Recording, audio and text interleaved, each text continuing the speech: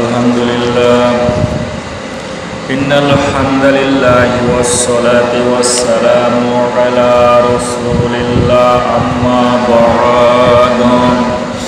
সবাই পড়ি আউযু বিল্লাহি মিনাশ শাইতানির রাজীম। বিসমিল্লাহির রাহমানির রহিম। ফালা ওয়া রাব্বিকা লা ইউমিনুনা হাত্তা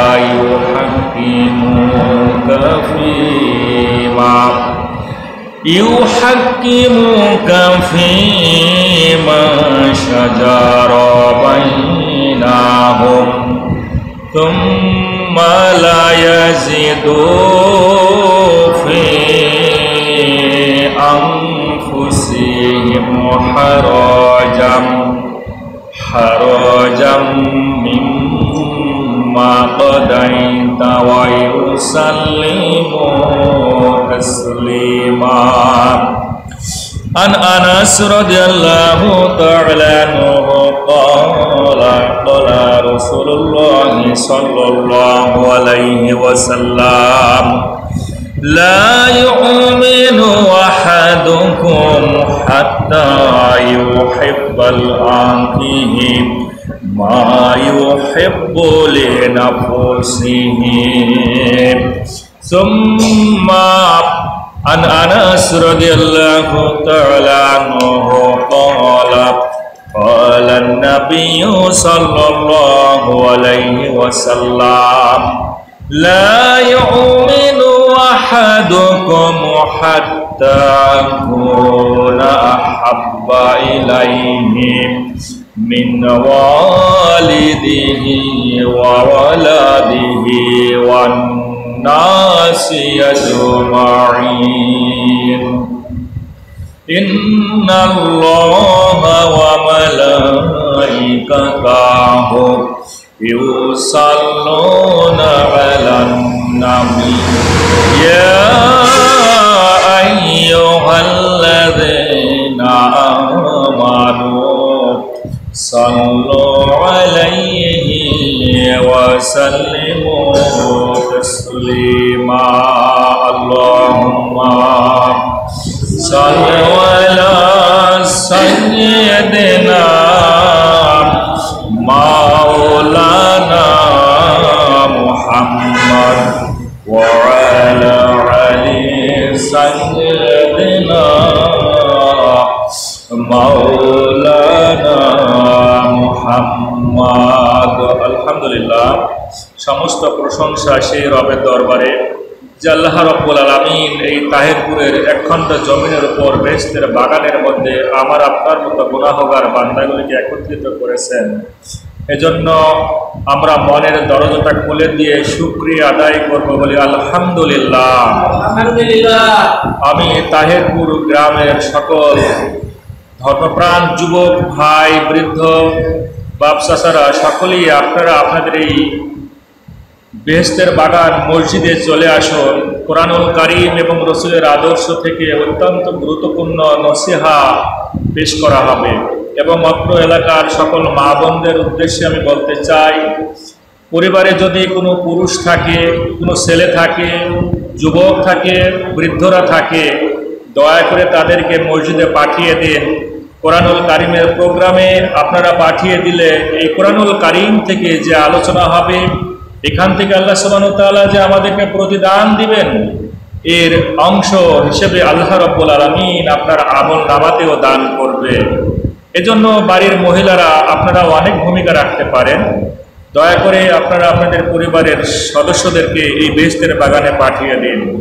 আমরা যেখানে বসে আছি, এই পৃথিবীর মধ্যে অনেক অট্টালিকা থাকতে পারে, বাড়ি থাকতে পারে, ঘর থাকতে পারে, রাজপ্রাসাদ থাকতে পারে। সব প্রসাদ, সব রাজপ্রাসাদ, সব ঘর, সব বাড়ির চেয়ে শ্রেষ্ঠ যে বাড়ি সেটা হলো এই মসজিদ। এটা হলো আল্লাহর একটা ঘর, এটা আল্লাহর একটা প্রতিষ্ঠান। সুতরাং এটা আল্লাহ সুবহানাহু ওয়া তাআলার মনোনীত প্রতিষ্ঠান। এই প্রতিষ্ঠানের চেয়ে পৃথিবীর মধ্যে আর কোনো নামি দামি প্রতিষ্ঠান হতে পারে না। জবানটা খুলে দিয়ে জবাব দিতে হবে। যেহেতু এই নামি দামি প্রতিষ্ঠানে আমরা বসে আছি, সুতরাং সেই দৃষ্টিকোণ থেকে আমরাও কিন্তু নামি দামি আল্লাহর মেহমান, ঠিক কিনা? পৃথিবীর মধ্যে যারা সবচেয়ে শক্তিধর মানুষ, এই সাপোজ মনে করেন গণভবন একটা বাংলাদেশের সবচেয়ে দামি একটা জায়গা, যেখানে বাংলাদেশের প্রধানমন্ত্রী অবস্থান করে। এই জায়গাটা তো সবচেয়ে দামি জায়গা, ঠিক কিনা? তো সেখানে যারা অবস্থান করে আমরা মনে করি তারা হলো বাংলাদেশের সবচেয়ে গুরুত্বপূর্ণ ব্যক্তি, ঠিক কিনা? তো ঠিক এই মসজিদের মধ্যে আমরা যারা বসে আছি, যদিও দুনিয়ার হিসেবে গণভবনের মানুষগুলো যদি দামি হয়, এটা দুনিয়ার হিসেবে, কিন্তু আল্লাহ সুবহানাহু ওয়া তাআলার দৃষ্টিতে, ফেরেশতাকুলের দৃষ্টিতে, নবী রাসূলদের দৃষ্টিতে এই যে বেহেশতের বাগান, এই মসজিদ, এটা হলো পৃথিবীর মধ্যে সবচেয়ে দামি একটা প্রতিষ্ঠান, দামি একটা বাড়ি, দামি একটা ঘর। বলেন সুবহানাল্লাহ।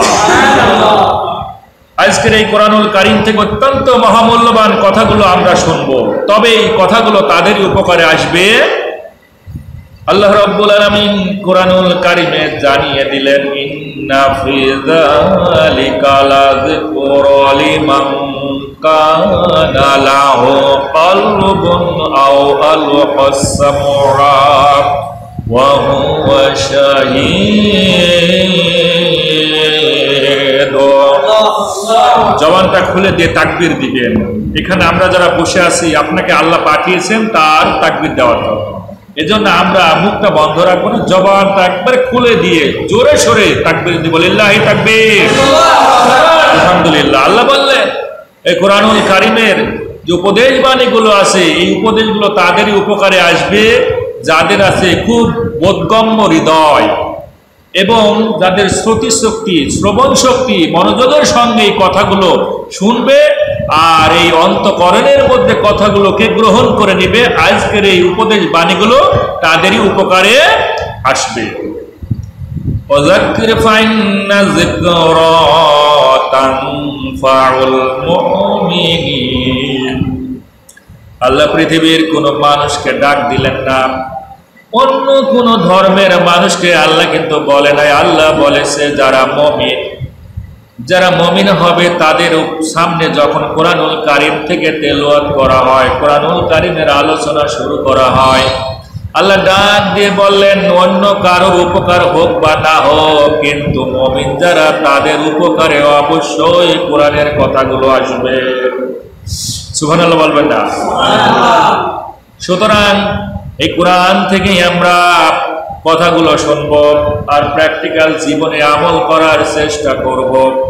প্র্যাকটিক্যাল আমল করব, অন্তরে বিশ্বাস করব, মুখে স্বীকার করে নিব এই মানুষটা হলো আল্লাহ সুবহানাহু ওয়া তাআলার কাছে সবচেয়ে বেশি দামি। সূরা হুজুরাত ৪৯তম সূরা হুজুরাতের ১৩তম আয়াতে কারিমার মধ্যে আল্লাহ ডাক দিয়ে বললেন, ইন্না আকরামাকুম ইনদাল্লাহি আতকাকুম। পৃথিবীর মধ্যে আমি ওই মানুষগুলোকে সবচেয়ে বেশি ভালোবাসি যে মানুষগুলো পৃথিবীর মধ্যে আমি আল্লাহকে সবচেয়ে বেশি ভয় করে। জোরে সোরে বলেন সুবহানাল্লাহ। আল্লাহ রাব্বুল আলামিন আমাদেরকে ভয়কারী বান্দাদের মধ্যে কবুল করেন, বলেন আমিন। এই পৃথিবীতে আমাদেরকে এমনি এমনি পাঠায় না, আমাদেরকে পরীক্ষা নেবার জন্য, পরীক্ষার জন্য কিন্তু আমাদেরকে পাঠিয়েছেন, ঠিক কিনা? আল্লাহ কোরআনুল কারীম সূরা আল বাকারা দ্বিতীয়তম সূরা আল বাকারার ১৫৫তম আয়াতে বললেন, পৃথিবীর মধ্যে আমি অবশ্যই ওয়ালা নাবলুওয়ান্নাকুম বিশাইইন মিনাল খাউফি ওয়াল জু'i ওয়া নাকসিম মিনাল আমওয়ালি ওয়াল আনফুসি ওয়াস সামারাত ওয়া বাশশিরিস সাবিরিন।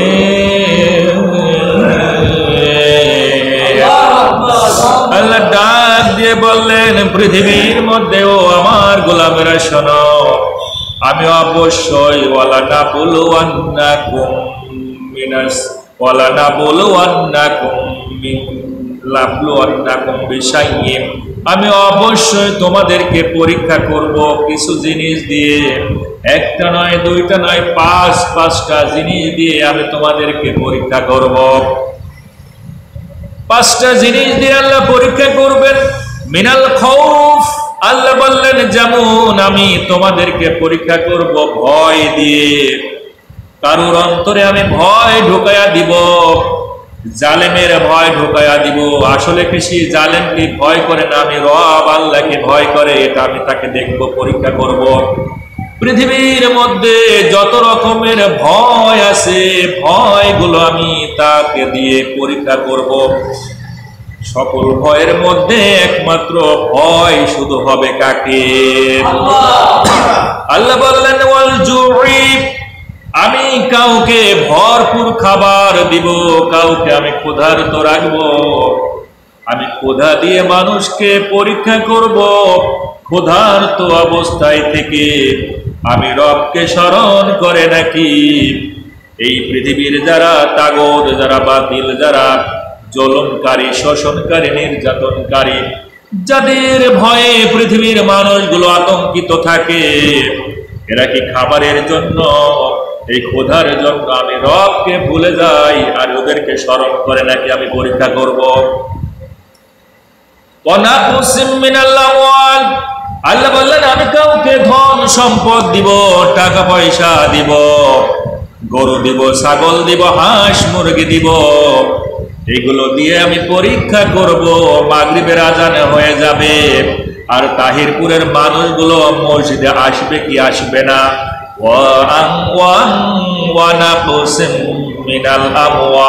আমি ধন সম্পদ দিব, তাদেরকে মোহও দিব।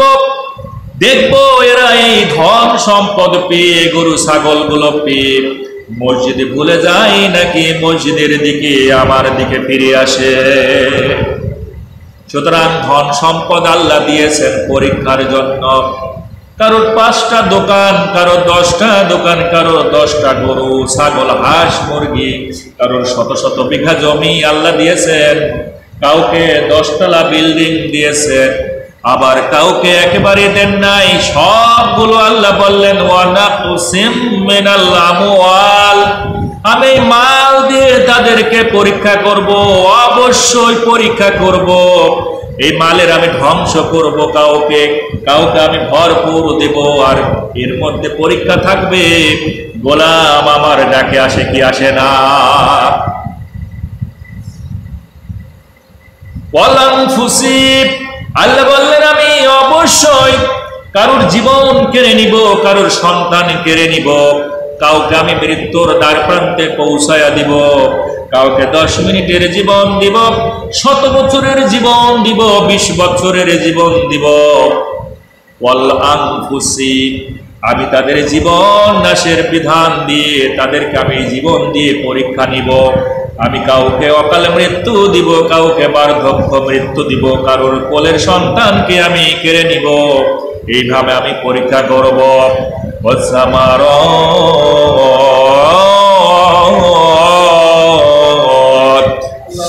আল্লাহ ডাক দিয়ে বললেন আমি মাঠের ফল ফসল দিব। কারোর জমি, পাশের জমিতে আল্লাহ ভরপুর ফসল দিয়েছেন, পাশের জমিতে কোনো ফসল দেয় নাই। আল্লাহ বলেন আমি এই ফসলের ক্ষয়ক্ষতি দিয়ে পরীক্ষা করব।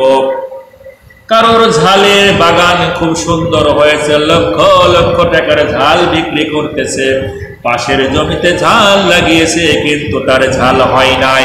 আল্লাহ বললেন আমি অবশ্যই পরীক্ষা করব এই ফল ফসলের ক্ষয়ক্ষতি দিয়ে। আল্লাহ বললেন নবী গো, আপনি তামাম দুনিয়ার মানুষগুলোকে সুসংবাদ পৌঁছায়া দেন। অবাশিরিস সাবিরিন,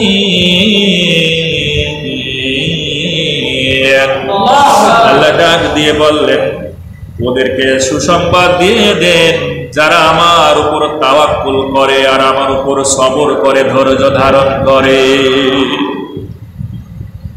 আল্লাহ পরীক্ষা নেবেন 5টা।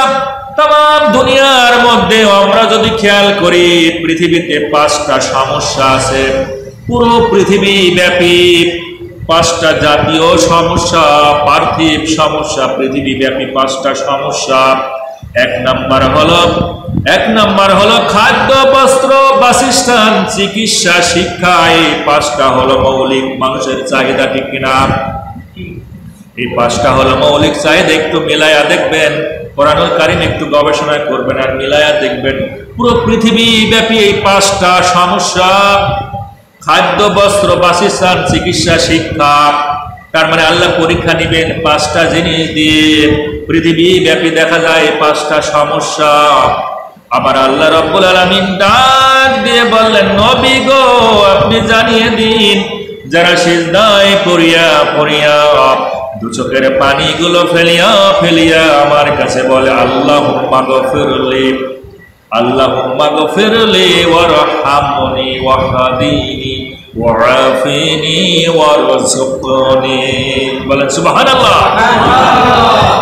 আল্লাহ বললেন, আল্লাহ নবীকে শিখায় দিলেন, নবী জানিয়ে দিন, ও তাহেরপুরের মানুষগুলো শুনে নাও, তাহেরপুরের মা বোনেরা, সিজদায় পড়িয়া এই যে দোয়াখানা, দুই সিজদার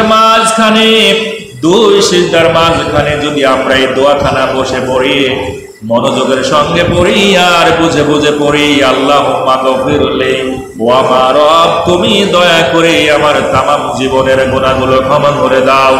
আল্লাহুম্মা গফিরলি ওয়াহদিনি, আমাকে দিনের মধ্যে কবুল করে নাও, দিনের মধ্যে শামিল করে নাও। ওয়াহদিনি ওয়ারহামনি, আপনার পক্ষ থেকে আমার উপর রহমত দিয়ে দাও, আপনার পক্ষ থেকে আমার উপর রহমত দিয়ে দাও। আল্লাহর কাছে যদি এইভাবে দোয়া করা যায়, আল্লাহুম্মা গফিরলি ওয়াহদিনি ওয়াআফিনি ওয়ারযুকনি, এই যে পাঁচটা চাওয়া। এক নাম্বার চাইলাম আল্লাহুম্মা গফিরলি, আল্লাহ ক্ষমা করে দাও, ওয়ারহামনি, আল্লাহুম্মা গফিরলি ওয়াহদিনি, দিনের মধ্যে কবুল করো, আল্লাহুম্মা গফিরলি ওয়াহদিনি ওয়াআফিনি ওয়ারহামনি, আল্লাহ আমাকে উত্তম খাবার দেন, আমারে আপনি এমন খাবার দেন, আল্লাহ আপনি আমাকে সুস্থতা রাখুন, পুরো পৃথিবীর মধ্যে আমাকে নীরব রাখুন। এই যে পাঁচটা জিনিস চাইলেন, প্রথম হলো আল্লাহর কাছে বললেন জীবনের সমস্ত গুনাহগুলো ক্ষমা করতে হবে।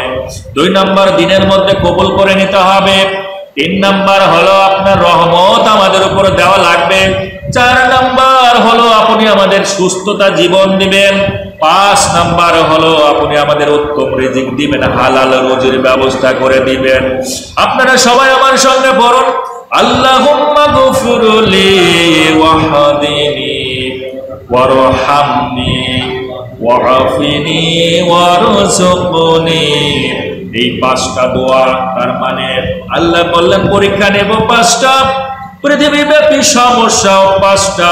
দুই সিজদার মাঝখানে আমরা বসে যদি একটা বার সময় নিয়ে এটা বুঝে বুঝে পড়ি আর চোখের পানিগুলো ফেলে দিই, আমার আল্লাহ রাব্বুল আলামিন গোলামের এই চোখের পানি অবশ্যই মূল্য দিবেন, তামাম জীবনের সব গুনাহ মাফ করে দিবেন, দিনের মধ্যে কবুল করে নেবেন, সুস্থ জীবন দিবেন, উত্তম হালালের ব্যবস্থা করে দিবেন, রিজিকের ব্যবস্থা করে দিবেন, ঠিক কিনা?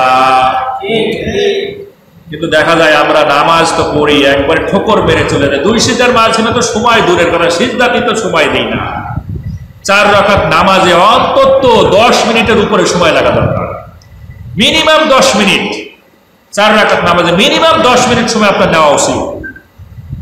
আপনাকে সুন্দর করে সিজদা যখন দিবেন, চমৎকার করে সিজদা দেওয়া লাগবে, চমৎকার করে আপনাকে রুকু করতে হবে, সময় নিয়ে রুকু করা লাগবে, সময় নিয়ে সিজদা দেওয়া লাগবে, বুঝে বুঝে আপনাকে নামাজটা সমাপ্ত করতে হবে। দেখবেন নামাজ আপনাকে আকর্ষণ দিতেছে, নামাজ আপনাকে তৃপ্তি দিতেছে। কিন্তু দেখা যায় আমরা নামাজ আসি ঠিকই, সময় খুব অল্প সময় নিয়ে নিই।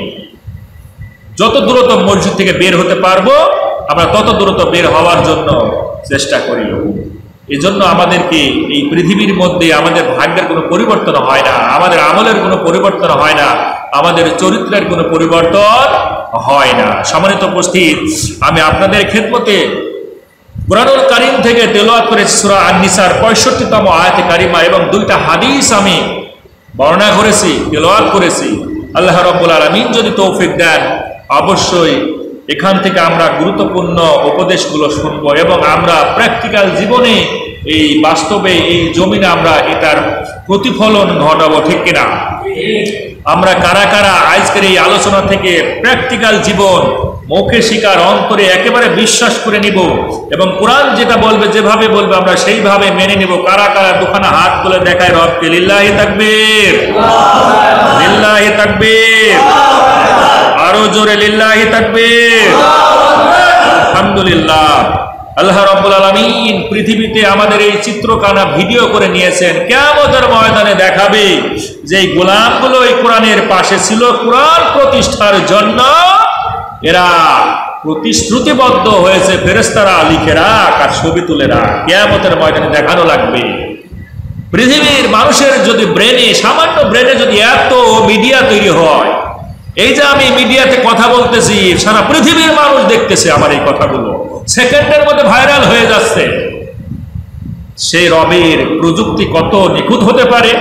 মানুষের প্রযুক্তি যদি এত উন্নত হয়, যে রব আমাদেরকে তৈরি করলেন সেই রবের প্রযুক্তি না জানি কত উন্নত, ঠিক না? সুবহানাল্লাহি ওয়া বিহামদিহি, সুবহানাল্লাহিল আযীম। আমার মেয়ে কিন্ডারগার্টেনে পড়াশোনা করে, পড়তেছে যে আল্লাহর দৃষ্টি একটা গল্প পড়তেছে। দুই বন্ধু যুক্তি করেছে, ছোটকালে এরকমের একটা দুষ্টুমি করে ছাত্ররা। দুই বন্ধু যুক্তি করলো স্কুল থেকে আসতে আসতে যে আজকে একটা আম গাছে গিয়ে আম পারবো, আম সুন্দর আম পেকেছে, আম পারবো, আজকে আম পেরে আমরা খাবো। বন্ধু দুজন এসে বাগানের মধ্যে ঢুকে একটা আম গাছে উঠবে, বলতেছে দোস্ত তুমি চতুর্দিকে তাকাবা, কোনো মানুষ যদি দেখে ফেলে আমারে বলবা, আমি দ্রুত গতিতে নেমে চলে যাব। এক বন্ধু গাছে উঠেছে আর এক বন্ধু নিচে। বন্ধু গাছে ওঠার পর আমটা কেবল পারবে, এই সময় নিচের বন্ধু বলছে দোস্ত দ্রুত নেমে আসো, একজন দেখতেছে। বন্ধু যখন নিচে নেমে আসলো, বন্ধুকে জিজ্ঞেস করলো দোস্ত আমি যে আম পারতে গেলাম কিন্তু চতুর্দিকে কোনো মানুষ নাই, কে দেখতে পেল তুমি জানাও। নিচের বন্ধু বলল, নিচের বন্ধু একটু সৎ ছিল, ন্যায় পরায়ণ ছিল। নিচের বন্ধু বলল দোস্ত এই পৃথিবীর কেউ দেখে নাই, কিন্তু দেখেছি তামাম দুনিয়ার একজন মালিক, আমার রব আল্লাহ। বন্ধুর মধ্যে একটা প্রতিক্রিয়া তৈরি হয়ে গেল।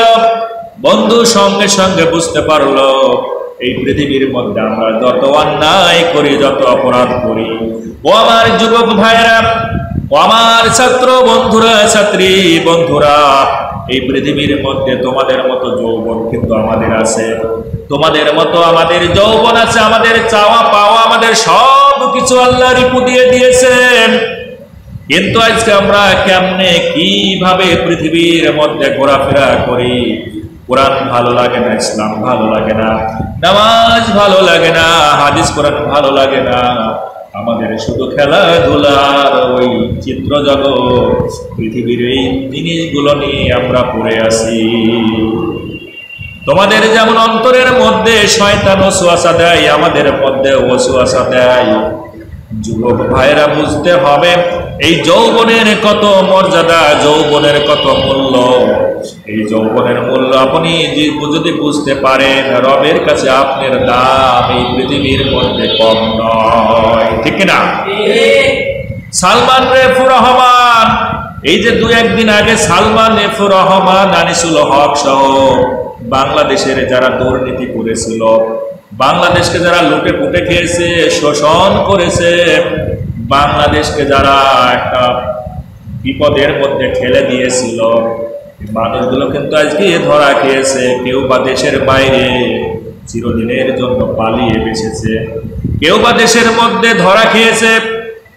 এরা যদি জানতো পৃথিবীর মধ্যে আমরা যত বড় পাপ করি না কেন, যাই করি না কেন, মানুষের অধিকার যদি নষ্ট করি, পৃথিবীর কেউ না দেখলে অন্তত আমার আল্লাহ রব্বুল আলামিন দেখে, ঠিক না? চিন্তা করেন এই সালমান এফ রহমান, এই সালমান এফ রহমানের কোম্পানিতে আমি 5 বছর চাকরি করেছি। আল্লাহ সুবহানাহু ওয়া তাআলা এই মানুষটাকে কত সম্পদ দিয়েছেন, ধন সম্পদ দিয়েছেন, কিন্তু দেয় নাই তার অন্তরের মধ্যে, কলবের মধ্যে আল্লাহর ভয়, এই কোরআনুল কারীমের উপদেশ তার ভিতরে দেয় নাই। যেদিন পালিয়ে যাচ্ছে, নৌকা যোগে পালিয়ে যাবে, তার মুছ দাড়ি একেবারে সবগুলো ছাঁটাই করে একেবারে বাংলাদেশ এয়ারপোর্টের মতো অবস্থা করেছে। মুরাদ টাকলুর মাথা আর সালমান এফ রহমানের মুখের অবস্থা একই রকম। মুরাদের যেমন টাকলু, এর মাথায় যেমন চুল নাই, একেবারে ক্লিন শেভ। সালমান এফ রহমানের অবস্থা ওই রকম, চিনার মতো কায়দা নাই। মুখে মাথার চুলগুলো আবার কলমও করেছে, কালো করেছে। আনিসুল হকের সঙ্গে যখন পালিয়ে যাচ্ছে নৌকা যোগে, উদ্দেশ্য ছিল আনিসুল হককে ধরার জন্য। সাবেক আইনমন্ত্রী যখন কোস্ট গার্ড যখন নৌকায় তাকে ধরে ফেললো আনিসুল হককে, দেখেন কি বন্ধু, কি শয়তানি বন্ধু। আনিসুল হক চিন্তা করলো যে আমি একাই ধরা খাবো, আমি একা ধরা খাবো না। তখন কোস্ট গার্ডকে বলতেছে উনি হচ্ছে সালমান এফ রহমান, ওনাকেও ধরেন। চিন্তা করেন কেমন বন্ধু, পৃথিবীর মধ্যে আপনি কাকে বন্ধুত্ব করেছেন। আনিসুল হক তিনি ধরিয়ে দিলেন সালমান এফ রহমানকে, আর বললেন উনি Salman F Rahman. Coast guard গুলো চিনতে পারতেছে না, কারণ তার যে বেশভূষা, তার যে চেহারা, মুখের অবস্থা, চিনার মতো কোনো কায়দা নাই।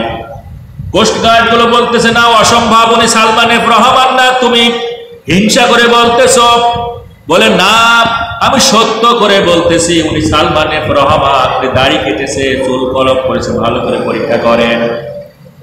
আমার তো মনে হয় এ যুগের মাইক্রোস্কোপ যন্ত্র দিয়েও যদি দেখা যায়, একটা অজানা মানুষকে যদি বলে একটু পরীক্ষা করো, এই মাইক্রোস্কোপ যন্ত্র দিয়েও কিন্তু সালমান এফ রহমানকে চেনা যাবে না।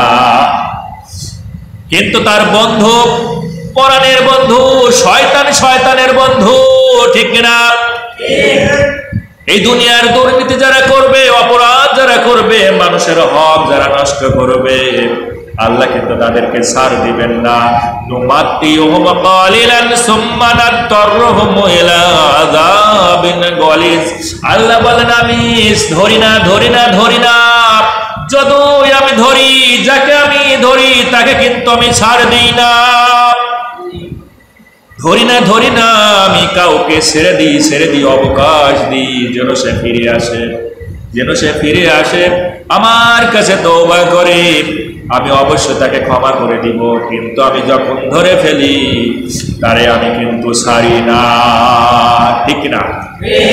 আল্লাহ রাব্বুল আলামিন কোরআনুল কারীম সূরা আরাফ ৭তম সূরা আরাফের ১৮২তম আয়াত আপনি খুলে দেখুন।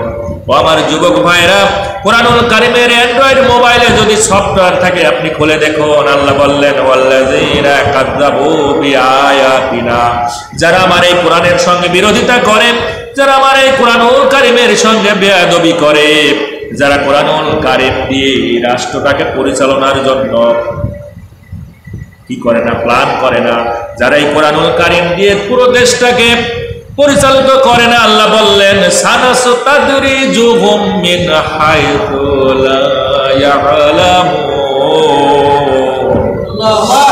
আল্লাহ বললেন সানাসতাদরিজুহুম, আমি ধ্বংস করে দিই। আল্লাহ বলেন সানাসতাদরিজুহুম, আমি তাদেরকে ধ্বংস করে দিই, তিলে তিলে আমি তাদেরকে নিঃশেষ করে দিই।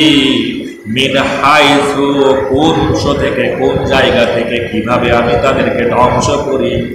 লা ইয়ালামুন। আল্লাহ রাব্বুল আলামিন বললেন তোমরা কখনো টের পাবা না, টেরও পাবা না। আমি যাকে ধরবো, যাকে আমি ধ্বংস করবো, আমার কোরআনের সঙ্গে যারা বেয়াদবি করবে, আমি তাদেরকে তিলে তিলে ধ্বংস করব, ধীরে ধীরে ধ্বংস করব, এমন জায়গা থেকে, এমন ভাবে, কিভাবে তুমি টেরও পাবা না, তুমি বুঝতেও পারবা না। এরা যদি বুঝতো, ভাতের হোটেল হারুন সাহেব যদি বুঝতো এই বাংলাদেশের ছাত্র জনতার উপর, নিরীহ নিরপরাধ মানুষগুলোর উপর যে নির্বিচারে গুলি চালিয়েছিল, আর ছাত্রদেরকে, এই বাংলাদেশের অনেককে ভাতের হোটেল খুলে দিয়ে তাদেরকে খাওয়াতো, আর অনৈতিক কাজ করতো, এই পুলিশের বড় কর্মকর্তা, এই যে ডিবির প্রধান হারুন সাহেব, আজকে কিন্তু ধরা খেয়েছে। যারা অপরাধ করেছে পালাতে কিন্তু পারে নাই, দেশ থেকে পালিয়ে যাওয়া এবং সেখানে কিন্তু কষ্টের মধ্যে থাকা, এটাও কিন্তু তাদের এক ধরনের শাস্তি, ঠিক কিনা? এটাও একটা শাস্তি। সালমান এফ রহমানের যে লুঙ্গি আর আনিসুল হকের যে লুঙ্গি একই কালার, একই রকমের, অল্প দামের কেনা, কিন্তু দেখা যায় যে দুজনের লুঙ্গির কালার দুই রকম হয়ে গিয়েছে। সাংবাদিকরা যখন প্রশ্ন করলেন এবং সেখানে এই বিষয়টা এভাবে আসলো যে সালমান এফ রহমানকে যখন ধরা হয়েছে তখন তার পায়খানা শুরু হয়ে গিয়েছে। এই পায়খানার কারণে, প্রস্রাবের কারণে তার লুঙ্গির কালারই চেঞ্জ হয়ে গিয়েছে। রিমান্ডে নেওয়ার পর, 10 দিনের রিমান্ড মঞ্জুর করার পর তার কাছ থেকে এই যে তথ্যগুলো পাওয়া যাচ্ছে, বাংলাদেশের এমন কোনো সেক্টর নাই যে সেক্টরটাকে সে ধ্বংস করে নাই।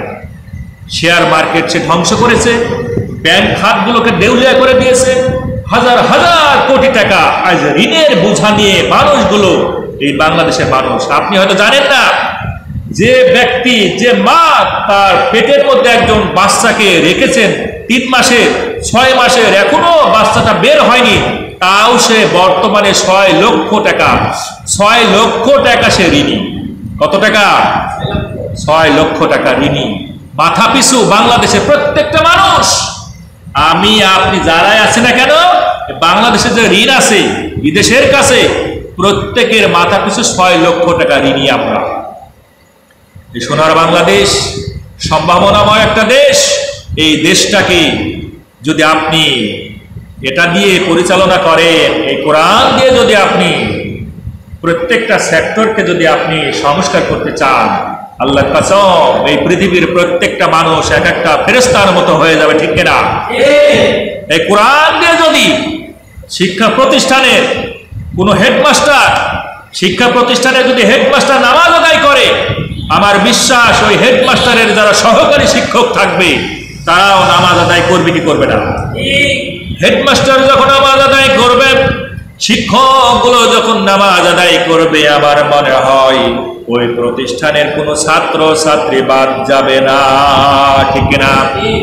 কলেজের প্রিন্সিপাল যদি নামাজ আদায় করে আর শিক্ষকগুলোকে যদি বলে আসো জামাতবদ্ধ হয়ে নামাজ আদায় করব, প্রিন্সিপাল দাঁড়ায় যাবে জামাতের কাতারে নামাজের ইমামতি করার জন্য, প্রিন্সিপাল দাঁড়ায় যাবে পেছনের দিকে, সকল প্রভাষকগুলো দাঁড়ায় যাবে, অ্যাসিস্ট্যান্ট প্রফেসর দাঁড়ায় যাবে, সকল কর্মচারীগুলো দাঁড়ায় যাবে, আর পেছনের কাতারে আমার সোনার বন্ধু ছাত্র ছাত্রীগুলো দাঁড়ায় যাবে। বলেন এই প্রতিষ্ঠানে কোনো অনৈতিক হতে পারে? এই প্রতিষ্ঠানের মধ্যে, এই কলেজের আঙ্গিনায়, হাই স্কুলের আঙ্গিনায় আমার বিশ্বাস হয় না আমার কোন যুবক ভাই, যুবতী বোন কোনো অনৈতিক কাজ করতে পারে।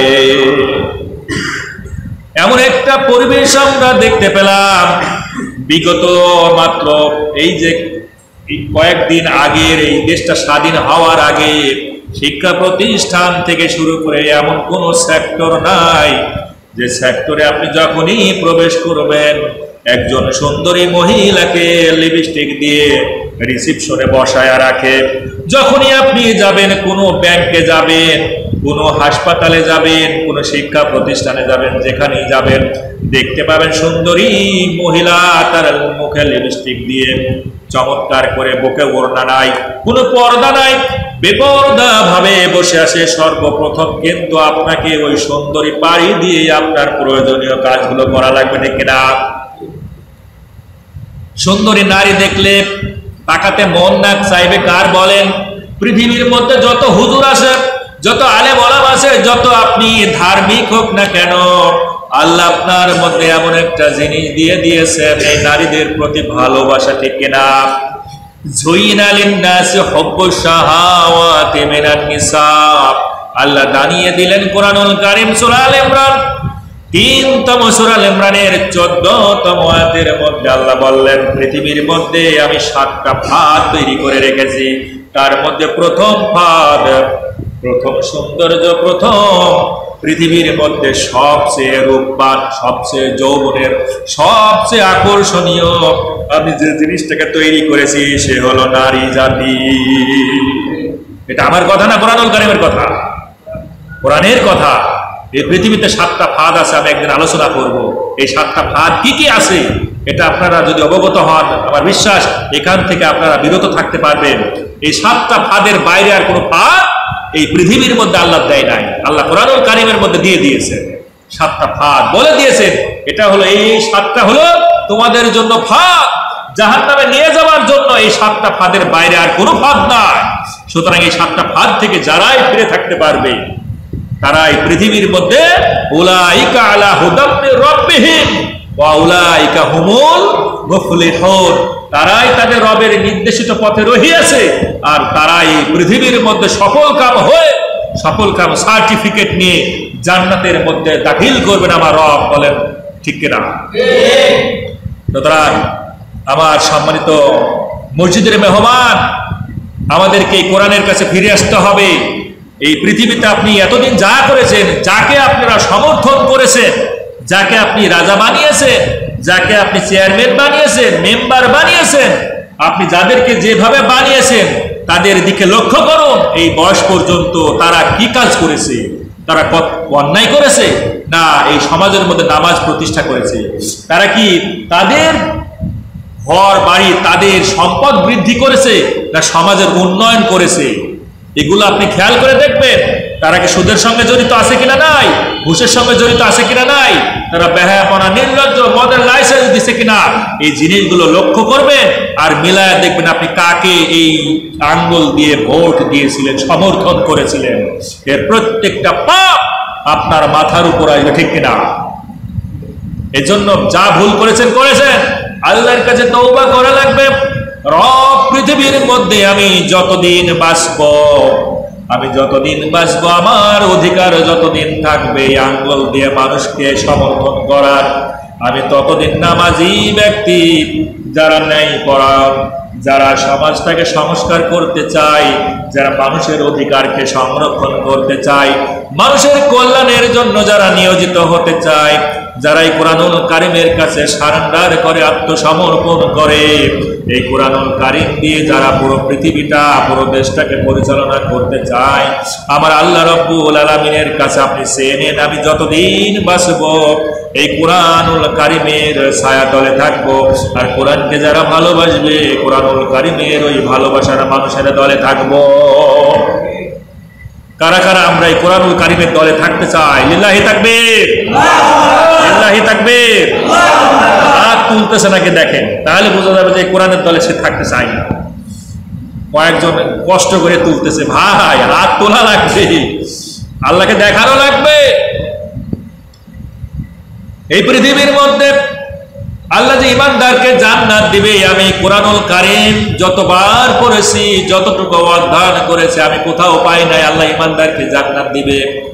আল্লাহ যখনই বলেছেন ইন্নাল্লাযীনা আমানু ওয়া আমিলুস সলিহাতি লাহুম জান্নাতুন তাজরি মিন তাহতিহাল আনহার, আল্লাহ বললেন যারা ঈমান আনে আর সৎ কাজ করে, প্র্যাকটিক্যাল কাজগুলো করে, এই দুইটার সমন্বয়ে আল্লাহ বললেন আমি তাদেরকে জান্নাত দিব। ঠিক কিনা? পৃথিবীর মধ্যে এই কোরআনুল কারীম যদি আপনি গবেষণা করেন, একবারের জন্য পাবেন না যে আল্লাহ বলেছে ইন্নাল্লাযীনা আমানু লাহুম জান্নাতুন তাজরি মিন তাহতিহাল আনহার, আপনি পাবেন না এরকম কথা। আবার আল্লাহ বলে নাই যে ওয়ামিলুস সলিহাতি লাহুম জান্নাতুন তাজরি মিন তাহতিহাল আনহার, আল্লাহ এই কথাও বলে নাই। আল্লাহ বলেছেন ইন্নাল্লাযীনা আমানু, আগে ঈমান আনো, ওয়া আমিলুস সলিহাত, এরপরে আমলে সলিহা করো, লাহুম জান্নাতুন তাজরি মিন তাহতিহাল আনহার, এরপরে আমি তোমাদেরকে কি দেব? জান্নাত দেব। তার মানে ঈমান প্রথমে আনা লাগবে, ঈমান আনয়ন করা, তারপরে ঈমান আনার পর আমাদেরকে প্র্যাকটিক্যাল 3টা কাজ করা লাগবে। 3টা কাজ যদি আমরা করতে পারি তবে আমরা ঈমানদার দাবি করতে পারবো এবং নিজেদেরকে মুমিনের পর্যায়ে, মুসলমানের পর্যায়ে কিন্তু আমরা নিয়ে যেতে পারবো। আমার তো মনে হয় এই যে ঈমান আনা, 7টা বিষয়ের উপর ঈমান আনতে হয়। আমানতু বিল্লাহি ওয়া মালাইকাতিহি ওয়া কুতুবিহি ওয়া রুসুলিহি ওয়াল ইয়াউমিল আখির ওয়াল কদরি খায়রিহি শাররিহি মিনাল্লাহি তাআলা ওয়াল বা'সি বা'দাল মাউত। আল্লাহর উপর ঈমান আনা লাগবে, সমস্ত ফেরেশতাদের উপর ঈমান আনা লাগবে। যত নবী রাসূল এসেছেন তাদের কাছে যতগুলো কিতাব পাঠিয়েছেন কিতাবের উপর ঈমান আনা লাগবে, নবী রাসূলদের উপর ঈমান আনা লাগবে। আখিরাত হবে, সেখানে বিচারের সম্মুখীন হতে হবে, এটার উপর ঈমান আনা লাগবে। আপনার এই তাকদীরের মধ্যে আল্লাহ ভালো মন্দ লিখে রেখেছেন, এটার উপর আপনার ঈমান আনা লাগবে। আল্লাহ আমাদের যে হাত দিয়েছেন, মাউত করবেন, আমাদের জীবন মরণের একমাত্র মালিক রব, এটার উপরে কিন্তু ঈমান আনা লাগবে, ঠিক কিনা? আমার তো মনে হয় এই কথা 7টা বিষয় আমরা প্রত্যেকেই 95% মানি, ঠিক কিনা? 800 কোটি মানুষের মধ্যে প্রায় 200 কোটি মানুষ বিশ্বাস করে, ঠিক কিনা? তারা মুখে কিন্তু বলে, ঈমান কিন্তু আনে, মুখে বলে হ্যাঁ এই 7টা বিষয় আমরা আনি। এরপরে অন্তরেও যদি জিজ্ঞেস করা হয় অন্তরে কি তোমরা এটা বিশ্বাস করে, বলে হ্যাঁ করি। কিন্তু আমরা ঠক খেয়ে যাই, ধরা খেয়ে যাই 3 নাম্বার পয়েন্টের কাছে। ঈমানদার যদি দাবি করতে হয়, সমস্ত মুফাসসিরগণ আমি ঈমানের সংজ্ঞা পেয়েছি 14টা, একটা নয়, 2টা নয়, 14টা সংজ্ঞা পৃথিবীর নামি দামি মুফাসসিরগণ দিয়েছেন। তাফসিরে বাইজাবির ভিতরে দেখেছি আবু হানিফা রাহমাতুল্লাহ আলাইহি সংজ্ঞা দিয়েছেন, এইভাবে অনেক মুফাসসিরগণ সংজ্ঞা দিয়েছেন। এরকম 14টা সংজ্ঞা আমি পেয়েছি। সকল সংজ্ঞাগুলোর যে সামারি সেটা হলো, প্রত্যেকটা ইমাম বলতেছেন আল ঈমানু হুয়া তাসদীকু, ঈমান হলো ওইটা মুখে আপনাকে বলা লাগবে, বিজামিঈ অন্তরের মধ্যে বিশ্বাস করা লাগবে, মা জাআ বিহিন নাবিয়্যু সাল্লাল্লাহু আলাইহি ওয়াসাল্লাম, আমার রাসূল পৃথিবীতে যা যা প্র্যাকটিক্যাল করেছেন, যা যা কাজ করেছেন, এগুলো আমাদের প্র্যাকটিক্যাল করা লাগবে, ঠিক না? আমরা বিশ্বাস করি, এই 7টা বিশ্বাস করি, অন্তরেও বিশ্বাস করি, মুখেও স্বীকার করি, কিন্তু প্র্যাকটিক্যালের কাছে কিছু আমরা ধরা খেয়ে যাই। রাসূল নামাজ পড়েছেন না 5 ওয়াক্ত, আমরা কি 5 ওয়াক্ত নামাজ পড়তে পারি?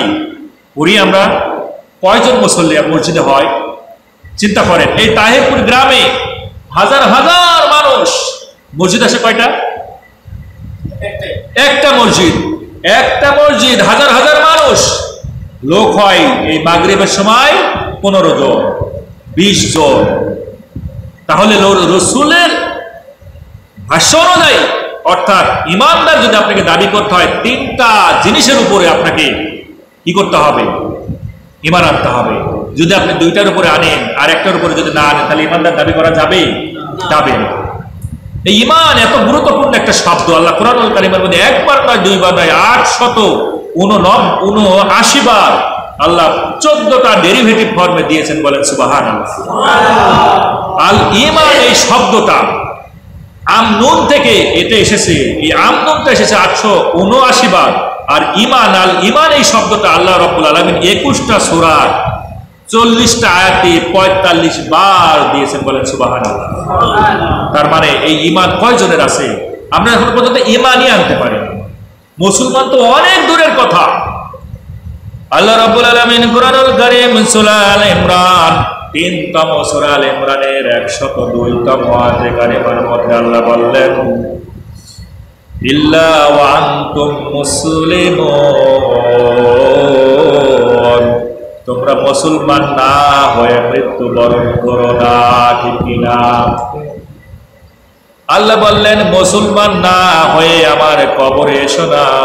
তার মানে এই পৃথিবীর মধ্যে কোরআনুল কারীমে যদি আপনি দেখেন, আল্লাহ কখনো বলেছেন মুহসিনিন, কখনো বলেছেন মুহবিতিন, বলেছেন মুমিন, বলেছেন মুত্তাকি, ডাক দিয়েছেন ঈমানদার বলে ডাক দিয়েছেন। এই রকমের অনেকগুলো টাইটেল দিয়ে আল্লাহ ডাক দিয়েছেন, কিন্তু সবগুলো টাইটেলের শ্রেষ্ঠ টাইটেল, সবচেয়ে দামি যে টাইটেল, সেটা হলো মুসলমান। আল্লাহ কিন্তু বলে নাই তুমি মুসলমান না হয়ে মৃত্যু, আল্লাহ কিন্তু বলে নাই মুমিন না হয়ে মৃত্যুবরণ করো না, ঈমানদার না হয়ে মৃত্যুবরণ করো না, মুত্তাকি না হয়ে মৃত্যুবরণ করো না, এই কথা কিন্তু আমি পাই নাই। আল্লাহ বলেছে মুসলমান না হয়ে তুমি মৃত্যুবরণ করো না। তার মানে এই পৃথিবীর মধ্যে সর্বশেষ যে স্টেজ সেটা হলো মুসলমান। অথচ আমরা জন্মসূত্রে আর সরকারি ওই আদমশুমারি অনুযায়ী আমরা মুসলমান পেয়ে গিয়েছি, ঠিক কিনা? কিন্তু সত্যিকার অর্থে কোরআন যদি আমরা একটু গবেষণা করে দেখি, তা আমার তো মনে হয় আমরা এখনো পর্যন্ত ঈমানই আনতে পারিনি, ঠিক কিনা? কথা বলুন, আমরা কি এখনো পর্যন্ত সঠিকভাবে ঈমান আনতে পেরেছি? আমরা মুখে স্বীকার করি, অন্তরে বিশ্বাস করি, কিন্তু বাস্তবে এটা আমরা করতে পারি না। আল্লাহ রাব্বুল আলামিন ডাক দিয়ে বললেন, উইদ্দাতুল লিল মুত্তাকিন, আমি পৃথিবীতে যারা মুত্তাকি হবে জান্নাত বানিয়েছি আমি মুত্তাকিদের জন্য, মুমিনদের জন্য, মুসলমানের জন্য। সুতরাং মুমিন, মুত্তাকি, মুসলমান, মুহসিনিন এই রকমের যত ভালো ভালো টাইটেল, নিশ্চয় তারা পৃথিবীর মধ্যে আল্লাহ রাব্বুল আলামিনকে সবচেয়ে বেশি ভয় করে, ঠিক কিনা?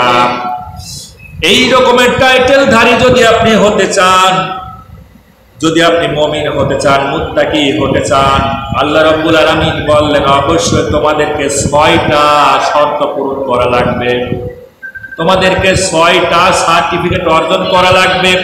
যতক্ষণ না আপনি এই 6টা ক্রাইটেরিয়া, 6টা সার্টিফিকেট অর্জন না করতে পারবেন, ততক্ষণ পর্যন্ত আল্লাহর দরবারে আপনি একজন নিজেকে মুমিন দাবি করতে পারবেন না।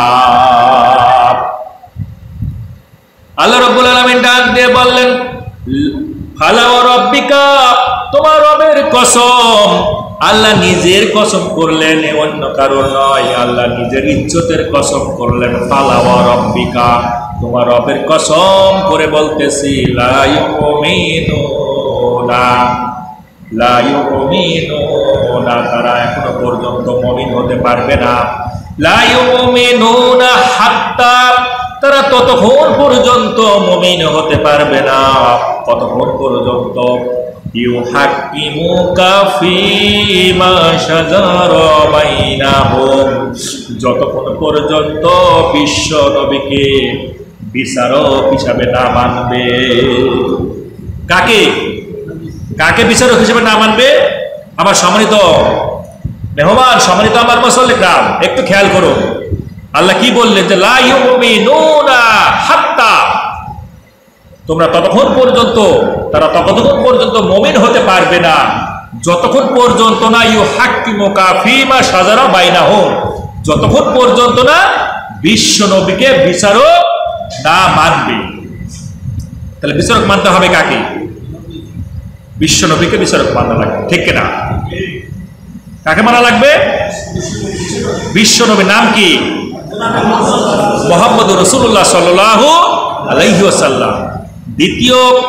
দ্বিতীয় সার্টিফিকেট আল্লাহ বললেন, সুম্মা লা ইয়াজিদু ফি আনফুসিহিম হারাজাম মিম্মা কাদাইতা, বিশ্ব নবী যে বিচার করে দিবে, বিশ্ব নবী যে ফাইসালা করে দিবে, এই ফাইসালাটা তোমাদেরকে দ্বিধাহীন চিত্তে মেনে নেওয়া লাগবে, কোনো প্রশ্ন করা যাবে না। বিশ্ব নবী কেন এরকম বিচার করলেন এই কথা বলা যাবে না। বিশ্ব নবীর দরবারে দুজন লোক আসলেন, একজন ইহুদি আর একজন মুসলমান বিচারের জন্য আসলেন। বিশ্ব নবী তাদের কথাগুলো শুনলেন, শোনার পর রায় দিলেন ইহুদির পক্ষে। কার পক্ষে? ইহুদির পক্ষে রায় দিলেন। ঘটনাটা শুনুন। একজন মুসলমান বিশ্ব নবীর কাছে এসেছেন, ইহুদিও এসেছেন। বিশ্ব নবী যখন তাদের এই গন্ডগোল, তাদের এই মামলার কথাগুলো শুনলেন, বিশ্ব নবী রায় দিলেন ইহুদির পক্ষে। মুসলমান অসন্তুষ্ট হয়ে গেল, চিন্তা করলো আমি মুসলমান, আমি নামাজ আদায় করি, হজ করি, যাকাত দিই, আমি সব কিছু পালন করি, এরপরেও নবীজি কেন আমার পক্ষে রায় দিল না? চলে গেল আবু বকরের কাছে। আবু বকর, আমি আপনার কাছে বিচারের ছানি করতে এসেছি। আবু বকর জিজ্ঞেস করলো, প্রথম বিচার কে করেছে? লোকটা বলল, মুসলমান বলল, প্রথম বিচার করেছেন বিশ্বনবী মুহাম্মদ। আবু বকরের গা শিউরে উঠল, লোকগুলো খাড়া হয়ে গেল, থরথর করে কাঁপতে লাগলো। আবু বকর নরম সুরের মানুষ, নরম হৃদয়ের মানুষ, বলল, আমি পারবো না, তুমি বরং চলে যাও ওমরের দরবারে। আবার ইহুদি লোকটা, মুসলমান লোকটা চলে গেল ইহুদির দরবারে, গিয়ে বলল, আমি তখন কিন্তু আমিরুল মুমিনিন হয় নাই, ওমরকে বলল, ওমর, আমি আপনার কাছে এসেছি, এই বিচারের সানি করার জন্য ওমর জিজ্ঞেস করলো, প্রথম বিচার কে করেছে? সঙ্গে সঙ্গে বলল, মুহাম্মদ করেছে বিচার। ওমরের গা লোমগুলো খাড়া হয়ে যায়। এই কথা শোনার সঙ্গে সঙ্গে তার দেহের ভিতরে যে রক্তের স্ট্রিম এতবার পর্যন্ত, এত তীক্ষ্ণ পর্যন্ত, এত উষ্ণ হয়ে গেল। সঙ্গে সঙ্গে ওমর বলল, তুমি একটুখানি অপেক্ষা করো, আমি বাসায় যাব, ঘরের মধ্যে যাব, আর আসবো, আর তোমার বিচার আমি এখনই করে দিব। ওমর রাদিয়াল্লাহু তাআলা আনহু ভিতরে ঢুকলেন, খাপ মুক্ত একটা তরবারি নিয়ে আসলেন। আনার সঙ্গে সঙ্গে ওই মুসলমানের গর্দান বরাবর দিয়ে দুখিন্ডিত করে দিলেন। জমিনের মধ্যে দেহ আর মাথা আলাদা হয়ে গেল। সুবহানাল্লাহ বলবেন না? কেন হত্যা করলেন? চতুর্দিকে রব উঠে গেল। ওমর মুসলমান হত্যা করেছে। বিশ্বনবী বললেন, না, ওমর কখনো মুসলমান হত্যা করতে পারে না। ঠিক না? এই কোরআনুল কারীম এখনো আছে কিনা? নাই। এই কোরআনুল কারীম কিন্তু এখনো আছে। এখনো যদি কোরআন দিয়ে এই পুরো পৃথিবীটাই, পুরো দেশটা যদি পরিচালিত হয়, আমার মনে হয় শুধু মুসলমান সুবিধা পাবে না, এই বাংলাদেশে যত ধর্মের মানুষ আছে সব প্রত্যেকটা ধর্মের মানুষ এই কোরআনুল কারীমের সুবিধাগুলো ভোগ করবে। ঠিক কিনা? তাহলে তো বিশ্বনবী মুসলমানের পক্ষে রায় দিত। ঠিক না? তার মানে বোঝা যাচ্ছে এই কোরআন এই বাংলার জমিনে যদি প্রতিষ্ঠা হয়ে যায়, ইহুদি বলেন, খ্রিস্টান বলেন, বৌদ্ধ বলেন, যত ধর্মের মানুষ এই বাংলাদেশে বসবাস করে, প্রত্যেকেই ন্যায়, প্রত্যেকেই ন্যায্য, প্রত্যেকেই আদর, প্রত্যেকেই সাম্য, প্রত্যেকেই সুষ্ঠু একটা বিচার তারা পাবে। ঠিক কিনা? পাবে। ওমর মুসলমান হত্যা করেন নাই, তিনি একজন মুনাফিককে হত্যা করেছিলেন, যে বিশ্বনবীর বিচারকে ভায়োলেট করার চেষ্টা করেছিল। 3 নাম্বার সার্টিফিকেট আল্লাহ রাব্বুল আলামিন ডাক দিয়ে বললেন, 3 নাম্বার সার্টিফিকেট হলো ওয়ায়ুসাল্লিমু তাসলিমা। তুমি নিজেকে অবশ্যই তোমাকে বিশ্ব নবীর উপর সমর্পণ করে দেওয়া লাগবে। তুমি তোমার বলতে কিছু থাকবা না। তোমার জামাটা হবে, তোমার পোশাকটা পরিধান করবা বিশ্ব নবীর আদর্শের মধ্যে। তুমি হাঁটবা জমিনে বিশ্ব নবীর আদর্শের মধ্যে। তুমি যদি টয়লেটেও যাও বিশ্ব নবীর আদর্শের মধ্যে তোমার টয়লেটে যাওয়া লাগবে। তুমি খেতে বসেছো, খাওয়ার সময় কিন্তু বিশ্ব নবীর আদর্শ তোমার খাওয়ার মধ্যে থাকবে। বসতে গেল বিশ্ব নবীর আদর্শের মধ্যে থাকা লাগবে। তোমার নিজস্ব কোনো কৃষ্টি কালচার, নিজস্ব কোনো তোমার থাকবে না। প্রত্যেকটা জিনিস হবে আমার বিশ্ব নবীর আদর্শের মধ্যে। ঠিক কিনা? আমার যুবক ভাইরা, পাশ্চাত্য কৃষ্টি কালচার তোমারও ভালো লাগে। আজ তুমি টাকনুর নিচে পোশাক পরিধান করো, আজ তুমি প্যান্টি পোশাক পরিধান করো, আজ বিদেশের যত অপসংস্কৃতি আছে তোমার ভালো লাগে, কিন্তু ইসলামের সংস্কৃতি ভালো লাগে না। তুমি যতই মুখ হয়ে নিজেকে মুসলমান দাবি করো, আসলে সে মুসলমান হতে পারে না। আজানের সময় হলে আমার প্রাণ দৌড় আমাকে জানাবেন, আমি তো টাইম করতে পারছি না। তাহলে 3টা সার্টিফিকেট। 4th নম্বর সার্টিফিকেট বিশ্বনবী হাদিস থেকে দিলেন। আল্লাহর হাবিব বললেন, বুখারীর হাদিস, পৃথিবীর মধ্যে কোরআনুল কারীমের পরে যে গ্রন্থখানা অকাট্য দলিল হিসেবে মুসলমানরা মানে তা হলো বুখারীর হাদিস। লিখে নাও।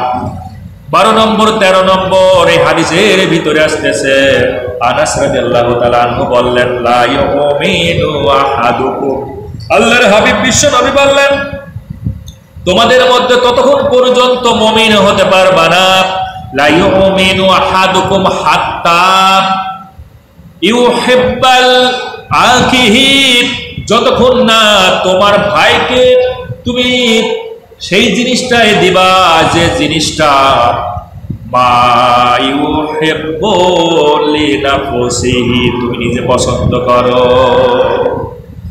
আপনি বাসায় বসে ছাগলের মাংস খান, গরুর মাংস খান, আপনার বাড়ির পাশের মানুষ না খেয়ে, বাসায় কোনো ভাত নাই, খাবার নাই, একেবারে অনাহারে পড়ে আছে, আল্লাহ রাসূল বললেন তুমি কোশ্চেন কালেও মুমিন হতে পারবা না। মুমিন যদি হতে চাও, যদি সত্যিকারের মুসলমান হতে চাও, অবশ্যই তুমি যেটা পছন্দ করো তোমার ভাইকেও সেটাই পছন্দ করা লাগবে, ঠিক না? আমরা নিজে পরিধান করি কত দামি পোশাক, আর আমার মুসলমান ভাইকে যখন আমরা কিছু উপহার দিই, কাউকে দান খরচ করি, সবচেয়ে কম দামে এবং সবচেয়ে অবহেলিত জিনিসগুলো আমরা দান করি। আল্লাহ রাসূল বলেন, না, তুমি একজন মুমিন হতে পারবা না। লা ইউমিনু আহাদুকুম হাত্তা, তুমি ততক্ষণ পর্যন্ত মুমিন হতে পারবা না। ইউহিব্বাল আখিহি, তোমার ভাইকে সেটাই দাও, তোমার ভাইকে সেই পছন্দের জিনিসটাই দাও, মা ইউহিব্বু লিনাফসিহি, যেটা তুমি নিজে পছন্দ করো। সুতরাং তাহিরপুরের মানুষগুলো, আপনি যেটা পছন্দ করবেন, যা খাবে, যদি কাউকে আপনি দিতে চান সেটাই আপনাকে দেওয়া লাগবে। পঞ্চমতম সার্টিফিকেট, বিশ্বনবী বললেন, লা ইউমিনু আহাদুকুম হাত্তা আকুনা আহাব্বা ইলাইহি। আল্লাহর হাবিব বিশ্ব নবী বললেন, তারা ততক্ষণ পর্যন্ত মুমিন হতে পারবে না যতক্ষণ পর্যন্ত না আকুনা আহাব্বা ইলাইহি, তার নিজের চেয়েও বিশ্ব নবীকে বেশি না ভালোবাসবে, মিন ওয়ালিদিহি, তার ছেলে সন্তান যা থাকবে তাদের তুলনায়, তার পিতামাতার চেয়েও, তার পিতামাতার চেয়েও বিশ্ব নবীকে যতক্ষণ না বেশি না ভালোবাসবে, ওয়া ওয়ালাদিহি, তার সন্তানাদির চেয়েও বিশ্ব নবীকে বেশি ভালোবাসা লাগবে, ওয়ান নাসি আজমাইন, আর এই তামাম দুনিয়ার সকলের চেয়েও বিশ্ব নবীকে আমাদেরকে ভালোবাসা লাগবে, ঠিক কিনা? বোঝা গেল? আপনি কাকে ভালোবাসেন, কোন আদর্শের মানুষকে ভালোবাসেন? আপনি যাকে ভালোবাসেন সেই নেতা আপনাকে ফেলে থুয়ে চলে গেল, পালিয়ে গেল রাতের অন্ধকারে, ঠিক কিনা? আপনি কোন নেতাকে ভালোবাসেন? আপনার নেতা লক্ষ লক্ষ হাজার হাজার কোটি টাকা এই বাংলাদেশে লোপাট করেছে, ঠিক কিনা? আপনি কোন নেতাকে ভালোবাসেন? আপনি কোন নেত্রীকে ভালোবাসেন? আপনি আদর্শ কার মানতেছেন? বাংলাদেশের যত দল আছে, যত মত আছে, বিএনপি চিন্তা করে মরহুম জিয়াউরের আদর্শ প্রতিষ্ঠা করার জন্য, ঠিক কিনা? আওয়ামী লীগ চিন্তা করে মরহুম শেখ মুজিবরের এই আদর্শকে বাস্তবায়ন করার জন্য, ঠিক কিনা? এই রকমের বাংলাদেশের যত দল আছে, প্রত্যেকটা দল কিন্তু তার দলের নেতার আদর্শ প্রতিষ্ঠা করার জন্য চিন্তা করে। আর আপনি যদি নিজেকে মুমিন দাবি করতে চান, আল্লাহর কসম, আল্লাহি ওয়াল্লাহি ওয়াল্লাহি, আল্লাহর কসম, আল্লাহর কসম, লা ইউমিনু আহাদুকুম হাত্তা, ততক্ষণ পর্যন্ত মানুষগুলো মুমিন হতে পারবে না যতক্ষণ পর্যন্ত না বিশ্ব নবীর আদর্শ এই জমিনে প্রতিষ্ঠার জন্য আমরা কাজ না করব, ঠিক কিনা? কাকে মানতেছেন? কোন নেতাকে আপনি অনুসরণ করেন? আর কোন নেতার আদর্শ মানার জন্য রাস্তায় আপনারা ঝাঁপায়া পড়ে? একবার খেয়াল করুন, মরা লাগবে, মরতেই হবে, কুল্লু নাফসিন যায়িকাতুল মাউত, মৃত্যু আপনার কাছে আসবেই, এই ব্যাপারে কোনো সন্দেহ নাই। সুতরাং আমি এই জনসাধারণকে, এই ঘরের মেহমান গুলোকে, এই পুরো তাহেরবাসীর মানুষগুলোকে আমি সচেতন করতে চাই। আজকের এই একটা আলোচনায় আপনার জীবনটাকে পরিবর্তন করে দিতে পারে। প্রশ্ন হলো, বিশ্বনবীকে এখন আছে আমাদের মাঝে? তাহলে বিচার করবে কি? বিশ্বনবী বিচার করতেন কি দিয়ে? কারণ কোরআনুল কারীমের মধ্যে অসংখ্য জায়গায় আল্লাহ রাব্বুল আলামিন বলেছেন, ওয়া মাল্লাম ইয়াহকুম বিমা আনজালাল্লাহু ফাউলাইকা হুম যালিমুন। আল্লাহ বললেন, এই কোরআন দিয়ে যারা বিচার ফয়সালা করে না, এই কোরআন দিয়ে যারা আইন বিভাগ, শাসন বিভাগ, বিচার বিভাগ পরিচালনা করে না, আল্লাহ রাব্বুল আলামিন এক কথাই বললেন, তারা হলো জালিম, জালিম, জালিম, ঠিক না? সুতরাং তারা জালিম। বিশ্ব নবী কোরআন দিয়ে বিচার ফয়সালা করত, তার মানে কোরআনুল কারীম 1450 বছর আগে যেভাবে এসেছে, আজও কি সেইভাবে নাই? প্রশ্ন আপনাদের কাছে, বলেন কোন জের জবর পেশের কোনো পরিবর্তন হয়েছে? কোনো কিছুই পরিবর্তন যদি না হয়ে থাকে, কোরআন এখনো আছে কিন্তু বিশ্ব নবী নাই। বিশ্ব নবী বললেন আমি যখন থাকবো না, আল উলামা ওরাসাতুল আম্বিয়া, আমার পরিবর্তে আমার আলেম ওলামা গুলো হবে, আমার দায়িত্ব পালন করবে, ঠিক কিনা? বাংলাদেশের চিত্র কিন্তু ভিন্ন। আজ আলেম ওলামা গুলো বিচারকের আসনে বসে অপরাধীদের বিচার করবে কোরআন দিয়ে, ঠিক কিনা? কিন্তু দেখা যায় আলেম ওলামা গুলো কাঠ গড়ায় দাঁড়ায়া দুখানা হাত জোর করে বিচারকের সামনে কিন্তু কোন সুরে অসহায়ের মতো দাঁড়িয়ে থাকে। আর বিচারক যারা আছে তারা কিন্তু এই পৃথিবীর নামি দামি ভার্সিটি থেকে পড়াশোনা করে এসেছে, তাদের ভিতরে কোরআনুল কারিমের ছোঁয়া কতটুকু আছে আমার জানা নাই। এরা কিন্তু পার্সিয়ালিটি করে, এরা সঠিকভাবে বিচার করে না, কারণ মানুষের ব্রেন দিয়ে এই আইন তৈরি করলে সেই আইন মানুষের উপকার করতে পারে না। সুতরাং এই বিচারগুলো যখন হয়, আমরা দেখেছি বাংলাদেশের যত আলেম ওলামা গুলোকে ফাঁসি দেওয়া হয়েছে, যত আলেম ওলামা গুলোকে নির্যাতন করা হয়েছে, যাদেরকে আজ আয়না ঘরে বন্দি করে রেখেছে লোক, যাদেরকে আজ এই বাংলার জমিনে কষ্ট দিয়েছে আলেম ওলামাদের, আমরা জানি তাদের কোনো অপরাধ ছিল? কোন অপরাধ ছিল? কোনো অপরাধ ছিল না, অন্যায় ছিল না, নিরপরাধ আলেম ওলামা, নিরপরাধ মানুষগুলোকে কিন্তু আজ দাঁড় করায়া এরা কিন্তু বিচার করেছে, ঠিক কিনা? কিন্তু বিচার করবে কারা? আলেম ওলামা বিচারকের আসনে বসে বিচার করবে, অথচ দেখা যায় বিচারক অন্যজন, আলেম ওলামা আজ নিরীহ অপরাধ, ঠিক কিনা? আজ নিরীহ নিরপরাধ এই আলেম ওলামা গুলোকে আজ অপরাধী বানানো হচ্ছে। তার মানে চিত্র উল্টা না? চিত্র উল্টা। এই জন্য এই কোরআন প্রতিষ্ঠা করা লাগবে। আলেম ওলামা যদি বিচার করে কোরআন দিয়ে, আজ বাংলাদেশে হাজার হাজার কোটি টাকা জাকাত উত্তোলন করা হতো। আমার মনে হয় প্রত্যেক বছরে, প্রথম বছরে যদি জাকাত আপনার ভাগে 6 লক্ষ 10 লক্ষ টাকা যদি আপনাকে জাকাত দেওয়া হয়, পরের বছরে আপনি নিজে জাকাত দিবেন, ঠিক কিনা? বলেন তো, আপনার সংসার চালানোর জন্য, আপনার পরিবার চালানোর জন্য আপনাকে যদি রাষ্ট্রীয়ভাবে 10 লক্ষ টাকা জাকাত দেয়, পরের বছরকে আপনার জাকাত নেওয়া লাগবে? লাগবে। 52.5 তোলা রূপার মূল্য 80,000 85,000 টাকা, ঠিক কিনা? এই 85,000 টাকা আপনার যদি থাকে, 4টা জিনিসের উপর জাকাত খরচ হয়। এই ধন সম্পদ মানে আমরা টাকা দিয়ে, স্বর্ণ দিয়ে, রূপা দিয়ে, আর আপনার ব্যবসায়িক পণ্য দিয়ে, এই সবগুলো মিলে যদি 80-85,000 টাকা যদি আপনার থাকে, আপনাকে জাকাত দেওয়া লাগবে, ঠিক কিনা? আজ বাংলাদেশে এইরকম সম্পদ নাই। কার? এই জাকাত যদি উত্তোলন করা হতো, ইসলামিক রাষ্ট্র যদি হতো, আর এই কোরআন দিয়ে যদি রাষ্ট্রটা পরিচালনা হতো, আজ যারা নিরপরাধ, যারা অসহায় মানুষ, যারা খেতে পায় না, আজ যদি তাদেরকে 10 লক্ষ টাকা দেওয়া হতো, 5 লক্ষ টাকা দেওয়া হতো, এই মানুষগুলো কি আর্থিকভাবে সচ্ছল হতো না? এই মানুষগুলো অপরাধ করতো না। বাংলাদেশে কতগুলো বেশ্যালয় আছে জানেন? বেশ্যালয়, হয়তো বলতে গেলে আপনারা লজ্জাবোধ করবেন, বাংলাদেশের পতিতালয়, এই পতিতালয়, এই যে বেশ্যালয় বাংলাদেশে অনেকগুলো আছে। আজ তারা বেশ্যাবৃত্তি করে আজ তারা জীবিকা নির্বাহ করছে, ঠিক কিনা? আজ যারা আপনি নেতা বানিয়েছেন, যাদেরকে আপনি রাষ্ট্র ক্ষমতায় বানিয়েছেন, তাদের রেজিস্ট্রেশনে আজ এই পতিতালয়ের নারীগুলো দেহ ব্যবসা করছে, ঠিক কিনা? আজ যদি জাকাত পেত, আজ যদি কোরআনের রাষ্ট্র কায়েম হতো, এই কোরআনুল কারিমের বিধান দিয়ে যদি এই নারীগুলোকে জাকাত দেওয়া হতো, এই নারীগুলো দেহ ব্যবসা করতো? এই নারীগুলো বিবাহের ব্যবস্থা হতো না? অবশ্যই হতো। সমাজের মধ্যে কোনো অশ্লীলতা থাকতো না, বেহায়াপনা থাকতো না, নির্লজ্জতা থাকতো না।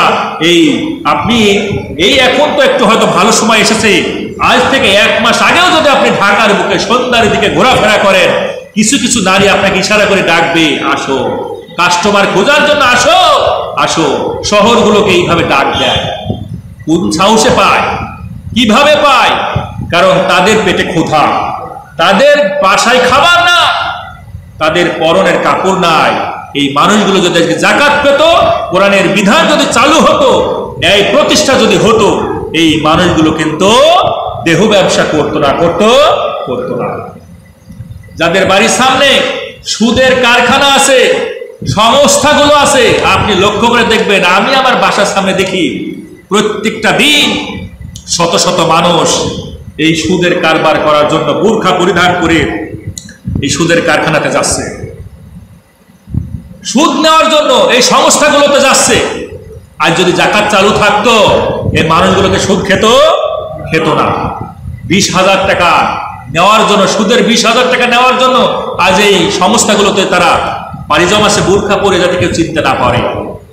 আমার জানা মতে অনেক মসজিদের ইমাম পর্যন্ত এই সুদের সংস্থা থেকে টাকা নিয়েছে, সমিতি থেকে টাকা নিয়ে তারা চলতেছে। আর যদি জাকাত চালু থাকতো, ইসলাম যদি প্রতিষ্ঠা থাকতো, সমাজে এই রকমের অসহায়ের মতো মানুষগুলো পড়তো না। তখন আকাশে বাতাসে কিসের গন্ধ পাওয়া যেত? কোরআনের গন্ধ পাওয়া যেত, জাকাতের গন্ধ পাওয়া যেত, সুদ উৎখাত হয়ে যেত। ঠিক কিনা? যে সোনালী যুগ আমরা দেখেছি বিশ্ব নবীর সময়, সোনালী যুগ দেখেছি আবু বকরের সময়, সোনালী যুগ দেখেছি উমার, উসমান, আলীর সময় আমরা দেখেছি। মানুষ জাকাত নেওয়ার লোকে খুঁজে পাওয়া যায় না। জাকাত নেবে কে? জাকাত দেওয়ার জন্য মানুষ অস্থির হয়ে পড়েছে, মাইলের পর মাইল হেঁটেছে জাকাতের পুটলা নিয়ে মানুষগুলোকে জাকাত দিবে, কিন্তু জাকাত নেওয়ার লোক নাই। সকলের স্বাবলম্বী অবস্থা, সবাই আর্থিকভাবে সচ্ছল হয়ে গিয়েছে। একটাই কারণ, সেটার নাম কি? এই কোরআন। সকল সমস্যার সমাধান দিতে পারে কে? জবানটা খুলে দিয়ে বলা লাগবে, সকল সমস্যার সমাধান কে দিতে পারে? আল কোরআন। বিশ্বাস করেন? কারা কারা বিশ্বাস করেন না? হাত তুলে দেখান। বিশ্বাস করেন না? একটু বুঝে শুনে হাত তুলবেন। তার মানে আল্লাহ মাফ করুক, আমরা কত সহজ সরল মানুষ, চিন্তা করেছেন? আমরা বাঙালি কত সহজ সরল মানুষ, আল্লাহর এই বান্দাগুলি কত সহজ সরল। তার মানে কোরআনের কথা শুনলে, ইসলামের কথা শুনলে হৃদয়ের মধ্যে আর কিন্তু আমরা অন্য কিছু চিন্তা করতে পারি না, সফট মাইন্ডেড হয়ে যাও। আমরা চিন্তা করি মানুষের কল্যাণের জন্য, আমরা ঝাঁপিয়ে পড়ি। ঠিক কিনা? এজন্য সম্মানিত আমার মুসলিম, সময় এসেছে এই কোরআন প্রতিষ্ঠার জন্য। বাক স্বাধীনতা ফিরে পেয়েছেন, ভোটের স্বাধীনতা ফিরে পেয়েছেন, আপনি রাষ্ট্রীয় সংস্কার করার ক্ষমতা, এই সংস্কার করার স্বাধীনতা আপনি ফিরে পেয়েছেন। সুতরাং এখন সময় এই কোরআন প্রতিষ্ঠা করার জন্য আলেম ওলামা গুলোকে এই দায়িত্ব বুঝিয়ে দেন। দেশটা দেখবেন কোরআনের দেশ হয়ে যাবে, মানুষের মধ্যে সাম্য প্রতিষ্ঠা হয়ে যাবে, ন্যায় প্রতিষ্ঠা হয়ে যাবে, আর কোনো হানাহানি, মারামারি, দুর্নীতি থাকবে না।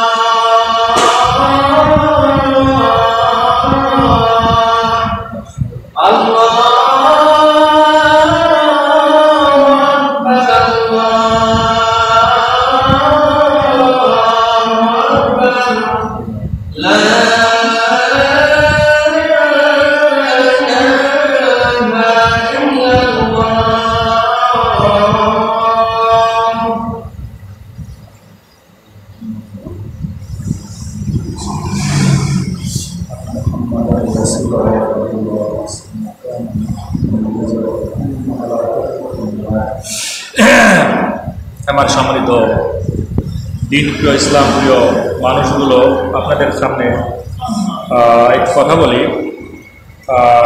খুব গুরুত্ব সহকারে শুনবেন। আসলে আমি আপনাদের কাছে আসি এই কোরআন আর রসুলের কথাগুলো পৌঁছানোর জন্য, এটাই হচ্ছে লক্ষ্য আমার। এই জন্য আমরা একটু কাজ করব। আমি আপনাদেরকে বলি নাই যে আপনি কিন্তু একজন আলোচককে নিয়ে আসলে একটা মাহফিল দিতে গেলে কিন্তু 50-1 লাখ টাকা খরচ হয়ে যায়, হয় কি হয় না? 50,000 টাকা 1 লক্ষ টাকা খরচ হয় না একটা মাহফিল দিতে গেলে? একজন বক্তাকে আনতে গেলে সে আসবে, তাকে দেওয়া এই করা অনেক খরচের বিষয় হয়ে যায়। অনেক খরচ হয় না? হয়। আপনি কিন্তু এই কোরআন হাদিসের আলোকে কথা শোনাবেন, গবেষণামূলক কথা শোনাবেন। তো আমি আপনাদের কাছে দাবি করি যে আপনারা এগুলো তো দেওয়া লাগে না, শুধু একটু কী করবেন, একটু দাওয়াতি কাজ করবেন, চেষ্টা করবেন, চিন্তা করবেন যে আপনি একজন মানুষ 5 জনকে মসজিদে নিয়ে আসার চেষ্টা করব, মসজিদমুখী করার চেষ্টা করব। তাদেরকে একটু বলবেন যে সময় তো বেশি নাই, 1 সপ্তাহ পর, সপ্তাহে 1 দিন, এই যে একটা সপ্তাহ পর মাগরিব থেকে এই সময়টুকু যদি আমরা এতটুকু ব্যয় করি, হতে পারে আজকের এই আলোচনার জন্য কাল কিয়ামতের ময়দানে আমাদের একটা নাজাতের ফয়সালাও আল্লাহ করে দিতে পারে, ঠিক কিনা? আপনি যদি একজন হিসেবে 5 জনকে নিয়ে আসতে পারেন, তো একজন হিসেবে যে প্রতিদানটা পাবেন, তাহলে 5 জনের প্রতিদান অন্তত কবুল হোক বা না হোক, অন্তত আপনি 5 জনের প্রতিদান আপনি কবুল সব আপনার আল্লাহ সুবহানাহু ওয়া তাআলা আপনার আমল নামায় দিবে, বলেন সুবহানাল্লাহ। এই জন্য আমরা প্রত্যেকে কি করব? প্রত্যেকেই এই দাওয়াতি কাজটা করব। আমরা চেষ্টা করব এই 1 সপ্তাহে 5 জনকে দাওয়াত দিব যে ভাই অন্তত এই মসজিদে এই মাগরিব থেকে ঈশা পর্যন্ত, দূরের হোক, এই সময়টুকু তুমি দাও। কোরআন হাদিসের কথাগুলো শুনলে মানুষের হৃদয় নরম হয়ে যায়। 5 জনের মধ্যে যে একজন যদি মসজিদমুখী হয়ে যায়, আল্লাহ সুবহানাহু ওয়া তাআলা ওই যে মানুষটা যতদিন ইবাদত বন্দি করবে, আপনি ওই আপনার অ্যাকাউন্টে কিন্তু ওরও একটা অংশ কিন্তু আপনার ঢুকবে, ও যা পাবে আপনার অ্যাকাউন্টে কিন্তু সমপরিমাণ ঢুকে যাবে। সুতরাং এই রকমের সবমূলক কাজ, কল্যাণমূলক কাজ, ভালো কাজ আমরা করতে পারি না? আমরা পারি না? কি মুরব্বী ঘুমে গেছেন নাকি? পারি না? পারি। পুরাতন চাল ভাতে পারে, একটা কথা আছে না? মুরব্বীদের কথা অনেকেই শুনবে। আমরা চেষ্টা করবো আমরা যে দরের মানুষ, সেই দরের মানুষকে গিয়ে দাওয়াত দেওয়ার জন্য। এখন মনে করেন আমার ওই যে সামনে যুবক ভাই, সে চিন্তা করে যে আমি এইখানকার চেয়ারম্যানকে যাই দাওয়াত দেবো, তাহলে কি হবে? বলেন, চেয়ারম্যানকে গুরুত্ব দিবে, যুবক ভাইকে দিবে না? যুবক ভাই যদি তার সমপর্যায়ে যুবকদেরকে যদি সংবাদ দেয় এবং তাদেরকে যদি আহ্বান করে, তারা শুনবে।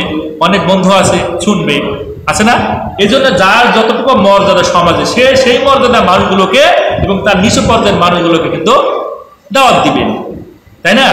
এইভাবে দিতে দিতে দেখবেন ইনশাআল্লাহ মসজিদ কিন্তু ভরপুর হয়ে যাবে।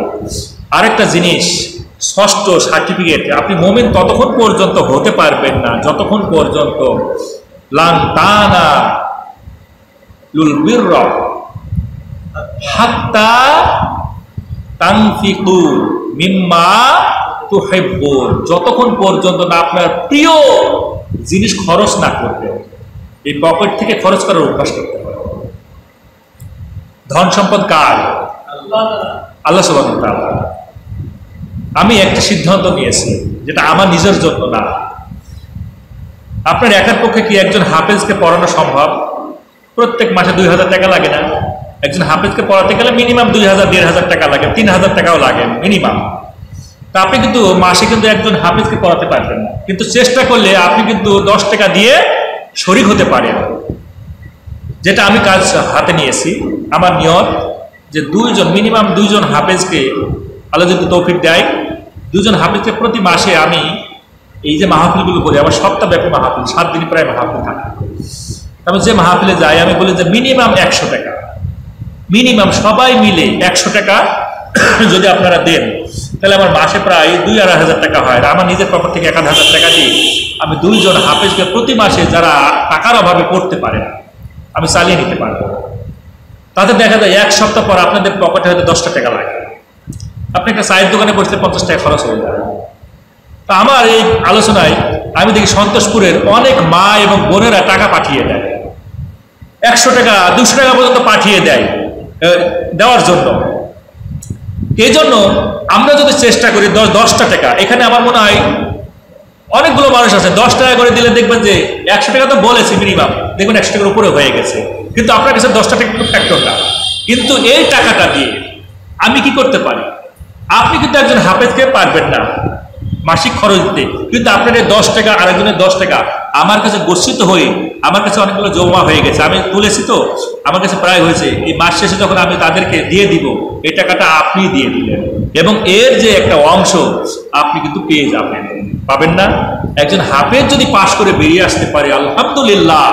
এই হাফেজের যে মর্যাদা কত, যতদিন এই পৃথিবীতে হাফেজ মানুষটা থাকবে, যতদিন এই হাফেজি পড়াশোনা করে আমল করবে, নামাজ পড়াবে, ততদিন আপনার আমল নামায় মরে যাওয়ার পরেও এই এলেমের কারণে আপনার আমল নামায় সওয়াব যাবে কি যাবে না বলেন? এজন্য আমরা চেষ্টা করব যে যতটুকু পারেন মিনিমাম 10 টাকা, মিনিমাম 10 টাকা করেও যদি দেন, আমার মনে হয় অনেকগুলো টাকা হয়।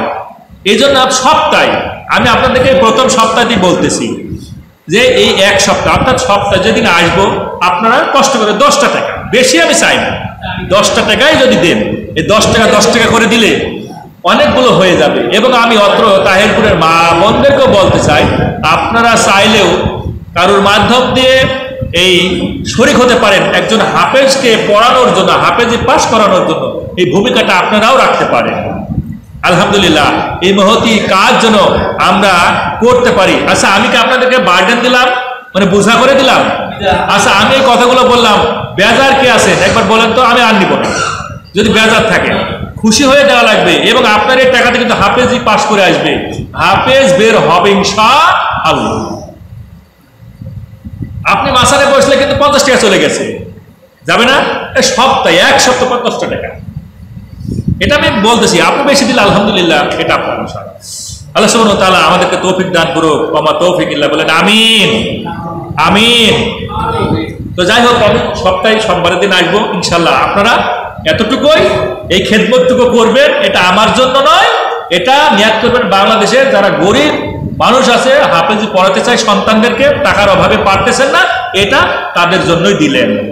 এটার জন্য আমি আর দ্বিতীয় বলবো না, ইনশাল্লাহ এই আলোচনা শেষে আপনারা দিয়ে পকেটে হাত দিয়ে একটু দিয়ে দিবেন। আলহামদুলিল্লাহ। রব্বানা যালামনা আনফুসানা ওয়া ইল্লাম তাগফির লানা ওয়া তারহামনা লানাকুনান্না মিনাল খাসিরিন। রব্বুল আলামিন, মাগরিব থেকে ঈশা পর্যন্ত তোমার কোরআন রাসূলের সুন্নাহ থেকে আলোচনা করেছি। ভুল ভ্রান্তি ত্রুটি বিচ্যুতি মাফ করে দিয়ে আজকের আলোচনায় যা প্রতিদান দাও আল্লাহ, বিশ্ব নবীর কবরে তুমি পৌঁছায়া দাও। বাবা আদম হাওয়া থেকে শুরু করে এ পর্যন্ত যত নবী রাসূল, আল্লাহ আলেম ওলামা, গাউজ, কুতুব, পীর বুজুর্গ, আল্লাহ সাহাবা আজমাইন, সদকে সালেহিন, খোলাফায়ে রাশিদিন কবরে ঘুমিয়ে আছে, প্রত্যেকের কবরে তুমি প্রতিদান পৌঁছায়া দাও। আল্লাহ রাব্বুল আলামিন, আমরা যারা হাত তুলেছি আমাদের মধ্যে অনেকের জনম দুঃখিনী বাবা মা গহীন কবরে ঘুমিয়ে আছে, আল্লাহ তাদের জন্য দোয়া করে মন খুলে আজকের এই প্রতিদানটুকু তাদের কবরে তুমি পৌঁছায়া দাও।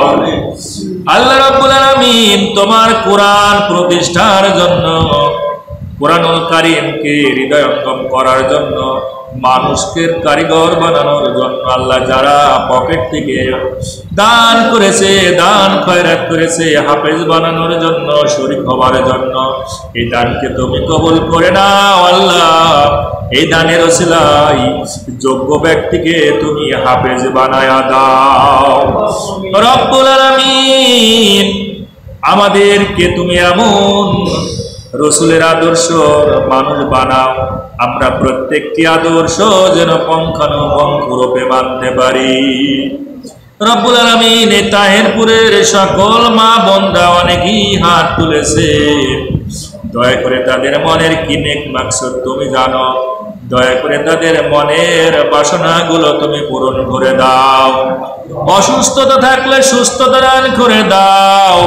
মনের কত চাওয়া থাকে রব তোমার কাছে গোপনে গোপনে বলে, আল্লাহ তুমি গোপনে গোপনে ওই সকল মা বোনদের সমস্যাগুলো তুমি সমাধান করে দাও। আল্লাহ আমরা যারা হাত তুলেছি আর যারাই হাত তুলেছি মাথার উপর বিশাল গুনার বোঝা নিয়ে তোমার দরবারে তোমার কাছে আমরা এই গুনাহ মুক্তির জন্য দোয়া করি। আল্লাহ আমাদের তামাম জীবনের সমস্ত গুনাহগুলো মুছে দাও। আল্লাহ রব্বুল আলামিন আমাদেরকে যতদিন তুমি পৃথিবীতে হায়াত দিবা ততদিন জন্য আমরা তোমার রাসূলের আদর্শের মধ্যে থাকতে পারি সেই তৌফিক তুমি দিয়ে দাও। আল্লাহ রব্বুল আলামিন আমাদেরকে সুদমুক্ত জীবন দাও, ঘুষমুক্ত জীবন দাও, অশ্লীলতা মুক্ত জীবন দাও। আল্লাহ পাশ্চাত্য যত অপসংস্কৃতি আছে সব মুক্ত জীবন তুমি আমাদেরকে দাও। ইসলামের প্রত্যেকটি আর কানা হকাম আল্লাহ মানার মতো যোগ্যতাকারী আমাদেরকে বানায়া দাও। তামাম দুনিয়ার সকল মুসলমান ভাই বোনদের জন্য দোয়া করি রব। আল্লাহ কাফেরদের উপর তুমি মুসলমানদের বিজয়ী ঘোষণা করে দাও। রব্বুল আলামিন এই বাংলাদেশ একটা সম্ভাবনাময় দেশ। এই বাংলাদেশের আর্থিক দিক দিয়ে আল্লাহ সকল প্রকার দিক দিয়ে তুমি ন্যায্য ন্যায় সাম্য আদল সব কিছু ভালো দিকটা তুমি প্রতিষ্ঠা করে দাও। রব্বুল আলামিন আমরা যারা বাংলাদেশে বসবাস করি রব আমাদের কলবের মধ্যে কুরআন ভালোবাসা করে দাও। রাসূলের আদর্শ আমাদের কলবের মধ্যে তুমি জারি করে দাও। রব্বানা লা তুযিগ কুলুবানা বা'দা ইয হাদাইতানা ওয়া হাব লানা মিন লাদুনকা রাহমাতান ইন্নাকা আনতাল ওয়াহ্হাব। আল্লাহ রাব্বুল আলামিন এই মসজিদের যারা সভাপতি আছে, সেক্রেটারি আছে, মসজিদের সদস্য আছে, আল্লাহ এই মসজিদের ইমাম খতিব সকলের প্রতি তোমার খাস রহমত তুমি নাজিল করে দাও। রব্বুল আলামিন এই মসজিদ তোমার বেহেশতের বাগান, তোমার ঘরকে যারা বানিয়েছে হয়তো আজকে দুনিয়ায় নাই, কবরে চলে গেছে, ওই মানুষগুলোর জন্য দোয়া করি রব এই মসজিদের ওসিলায় তুমি তার কবরখানাকে নূর দিয়ে দাও, কবরখানাকে জান্নাতের বাগিচা তুমি বানায়া দাও। রব্বিরহামহুমা কামা রব্বায়ানি সগীরা। সুবহানা রাব্বিকা রাব্বিল ইজ্জাতি আম্মা ইয়াসিফুন ওয়া সালামুন আলাল মুরসালিন আলহামদুলিল্লাহি রাব্বিল আলামিন।